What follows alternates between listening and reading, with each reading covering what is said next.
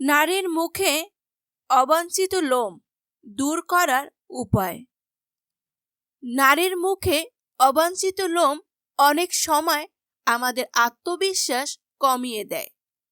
আজ আমি শেয়ার করব কিভাবে সহজেই ঘরে বসে এই সমস্যার সমাধান করতে পারেন। প্রথমেই 1 টেবিল চামচ চিনি এবং টমেটোর রস এগুলো মিশিয়ে মুখের লোমের অংশে ঘষে লাগান। এটি লোম হালকা করতে সাহায্য করবে। 2 চামচ বেসন, 1 চিমটি হলুদ এবং 1 চামচ টক দই মিশিয়ে প্যাক তৈরি করুন।